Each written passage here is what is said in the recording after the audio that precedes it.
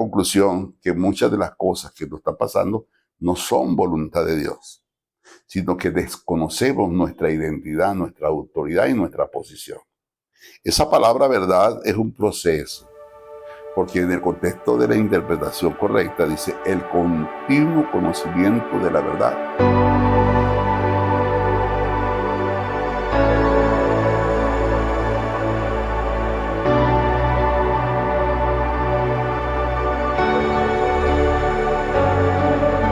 Te clamaré en el desierto, mi ser se rinde.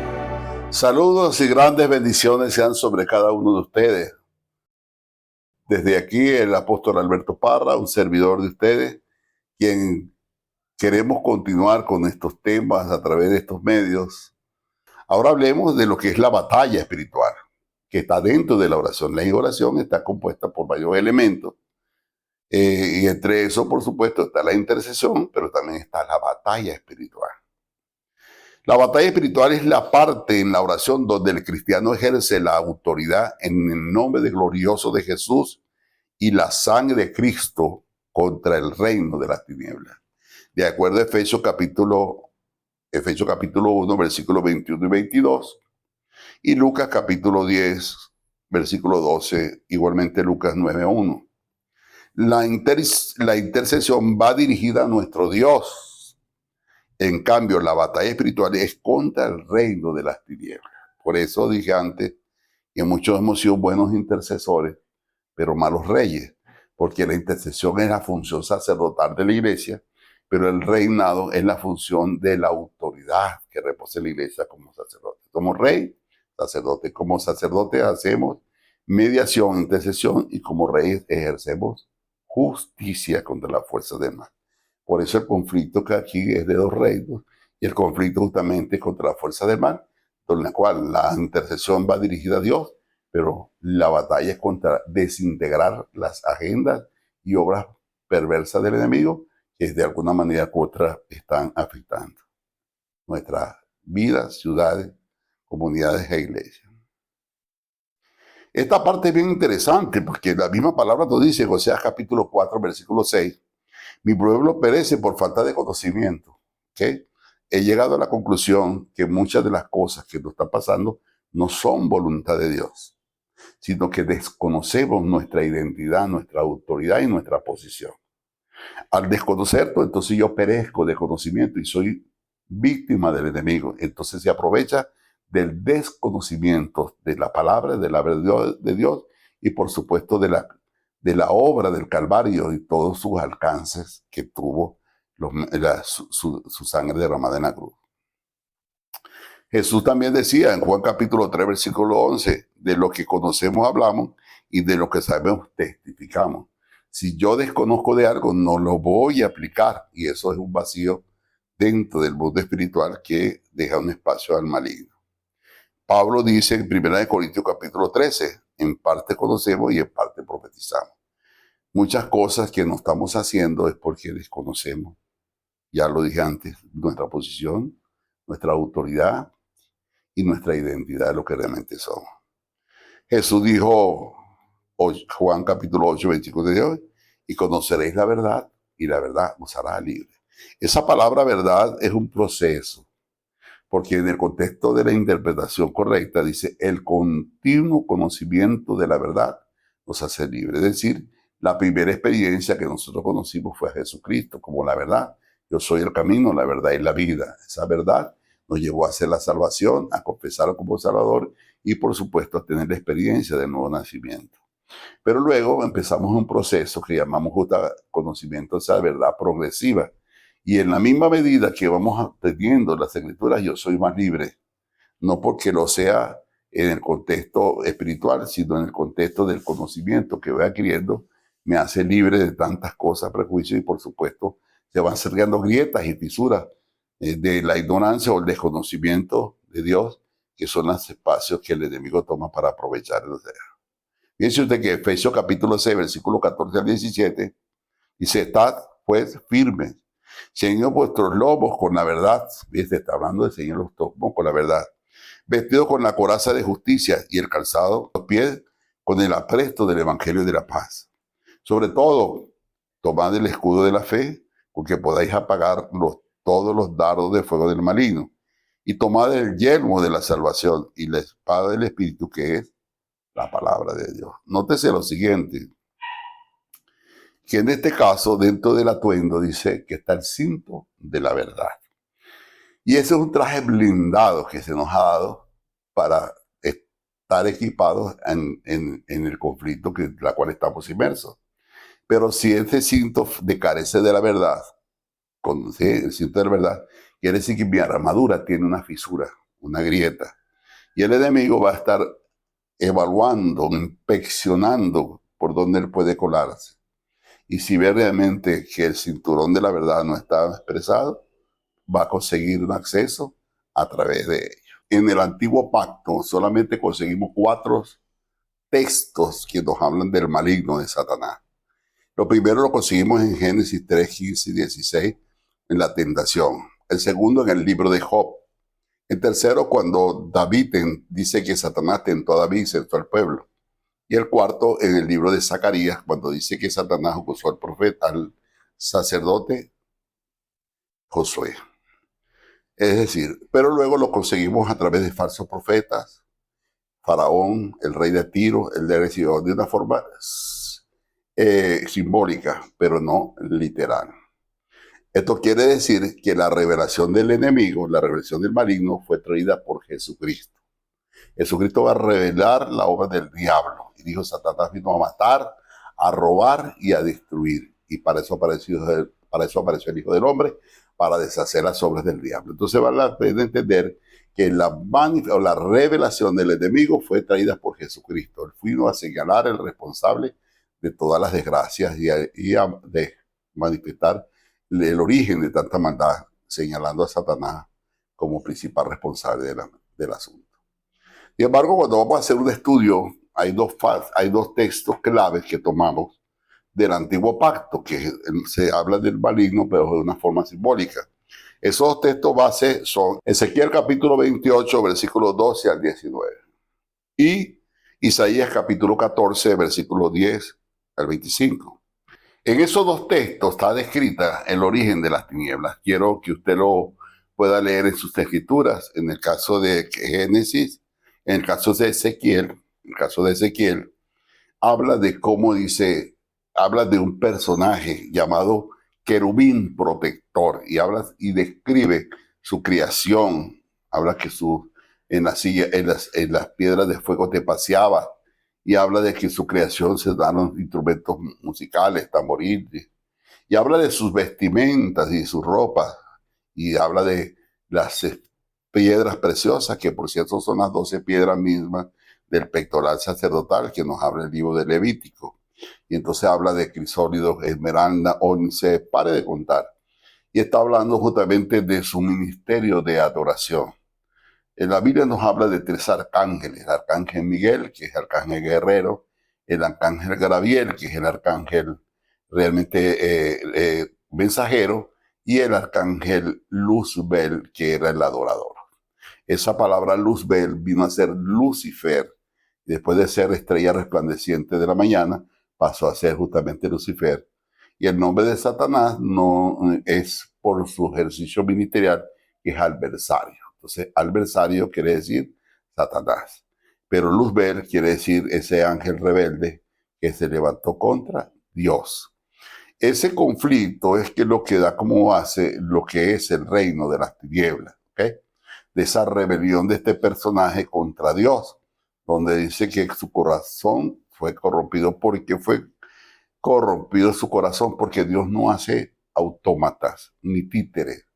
Dios hace personas con voluntad propia, con autogobierno. Y él en su conciencia, en sus funciones, fue equipado y preparado para cumplir su ministerio, pero se envaneció. Cosa que tenemos nosotros que cuidar, porque Dios, cuando nos da su espíritu y manifiesta sus dones en nosotros, los dones son las manifestaciones de Dios en nosotros, no son nuestras, son los dones del Espíritu Santo de Dios. Y los dones son el recurso o las herramientas para nosotros ejercer el ministerio.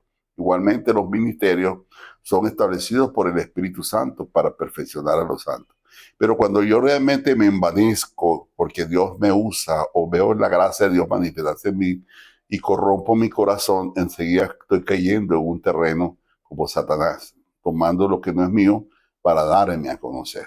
Entonces, eso nos deja también una hermosa enseñanza para nosotros guardarnos en humildad y sencillez y no caer realmente en las rebeliones del maligno, corrompiendo nuestro corazón, cayendo en orgullo, altivez y prepotencia. En Isaías 14 están las determinadas famosas declaraciones de Satanás. Subiré sobre las estrellas de los cielos, estableceré mi trono. Seré semejante al Altísimo. Nótese lo siguiente, que él manifestó su desconformidad en su posición angélica, queriendo realmente dar lo que en criollo pudiéramos ilustrar como un golpe de estado al Dios del cielo, y él no seré semejante al Altísimo. De esta manera, por supuesto, se provocan lo que se llaman las declaraciones fatales del maligno, que viene a generar lo que se llama ese conflicto, llamado el conflicto, lo que llamamos la guerra espiritual. Ahí sí estamos en lo que es la guerra espiritual, porque es el conflicto entre dos reinos. Hay otros textos que quiero que los tomes como un recurso de apoyo, donde revela la naturaleza perversa del maligno. Satanás tuvo celo de Dios y de su gloria. Quiso tomar la gloria de Dios. Dice, no, si hay mucha gloria para Dios, mejor me quedo con un poco. Y con un poco se convierte en el adversario de Satanás. En Génesis 3:5, él dice, cuando le da la tentación a nuestros primeros padres, dice, no, lo que pasa es que seré como dioses. Es decir, su espíritu de rebelión se lo transfirió para introducir el pecado de nuestros padres. Entonces dice que le dijo. De igual manera, en Lucas capítulo 4:7, cuando estaba Jesús en el desierto, fue tentado por Satanás y le dijo, todos los reinos de la tierra te daré si postrado me adoras. Y es decir, siempre ha buscado los medios de cómo lo adoren. Y hoy por hoy, acá hay muchos elementos, ciertamente, donde el demonio asqueroso ha buscado ser adorado a través de muchos medios y muchos canales en esa provocación.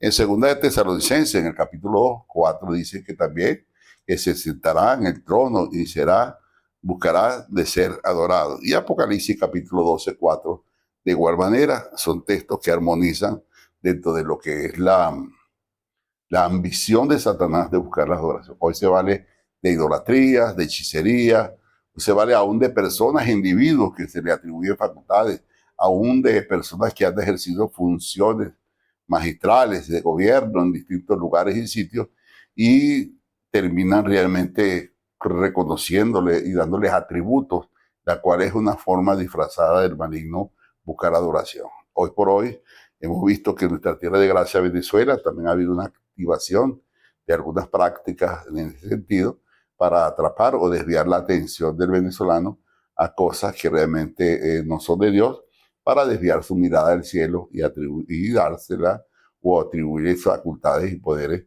a personas que probablemente fueron hombres y mujeres de Dios, pero que no fueron para ser adorados, sino para como un testimonio de su fidelidad. Dios le honró, pero no para hacerlo realmente nuestra práctica pecaminosa. Por eso es el disfraz del enemigo, utilizando sus maquillajes y sus escenarios para desviar la atención del ser humano hacia él a través de algunos medios o estrategias.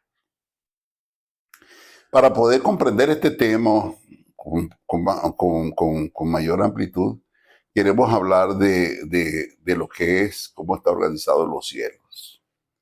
La palabra nos dice el apóstol Pablo en 2 de Corintios, capítulo 12. Él habla de una experiencia que tuvo. Dice que sé de un hombre que en la carne o en el espíritu, no lo sé, subió al tercer cielo. Dice que cosas que ojos no han visto, oídos no han oído, ni han subido al corazón de hombre, son las que Dios les reveló. Entonces está hablando de una experiencia en el tercer cielo. Obviamente tomamos eso. También en el capítulo 4 del libro de Apocalipsis, el apóstol Juan también dice que tuvo una experiencia, dice, sube acá. Y dice que en el espíritu estaba delante de un trono, uno semejante al hijo del hombre, un arco iris, y 24 ancianos, la cual define un trono. Estas bases bíblicas, Jesús dijo, en verdad te digo que hoy estarás conmigo en el paraíso. Estamos hablando de un lugar específico que está definido como el tercer cielo. El tercer cielo, Pablo dijo, subí al tercer cielo. Entonces, es la base para darle, para entender este gráfico que le estamos poniendo para darle mayor entendimiento a este gráfico. Entonces, entendemos que el tercer cielo es el centro de gobierno de Dios, la morada de Dios, es el centro del trono de Dios. El segundo cielo es lo que llamamos las esferas de los ángeles o las esferas de celestes. Esto espero que puedan entenderlo mejor a través del gráfico. Esferas de los ángeles o esferas celestes, segundo cielo. Y el primer cielo, las esferas de las personas, la atmósfera, la estratosfera, donde andan los aviones, todo lo que podemos alcanzar y ver en nuestro entorno, eso es lo que llamamos el primer cielo. ¿Okay? Esta parte del segundo cielo es importante entenderla porque ahí fue el conflicto espiritual. Cuando Satanás dice, subiré sobre las estrellas de los cielos, estableceré mi trono, está manifestando su desconformidad en su posición angélica. Y en esa parte es donde él se revela contra Dios y dice que arrastra esta tercera parte. Eso está en Daniel capítulo 8, versículo 9 en adelante, y Apocalipsis capítulo 12, versículo 4, donde habla que con la cola arrastró la tercera parte de los ángeles del cielo. Porque más son los que están con nosotros que los que están en contra de nosotros. Ahora bien, ¿qué quiero decir con esto? Que en este cuadro usted va a ver que estamos tratando de representar simbólicamente como estrellas, porque de acuerdo a Daniel 8 o 9 de adelante, dice que con la cola arrastró la tercera parte de las estrellas del cielo, la cual ahí simbólicamente representan los ángeles. Ahí habla de los ángeles. Es que en Apocalipsis, cuando habla también del ángel de la iglesia, también están representados como ángeles a través de las estrellas y a través de lo que es el candelabro. Vamos a seguir entonces tratando de entender este cuadro, y ahí le estoy mandando otro cuadro que espero que sea más comprensible en cuanto a lo que es el trono de Dios, lo que es el segundo cielo, la esfera de los ángeles, y el tercer cielo, que es la esfera de las personas. Este seminario de batalla espiritual es bastante extenso, por tanto lo vamos a dar en varias sesiones, en varias partes, sobre todo para que lo puedan asimilar mejor y puedan sacarle mayor provecho. Con la bendición de nuestro Padre Celestial y la luz y guía de su Santo Espíritu, continuaremos la próxima semana con este tema. Bendiciones.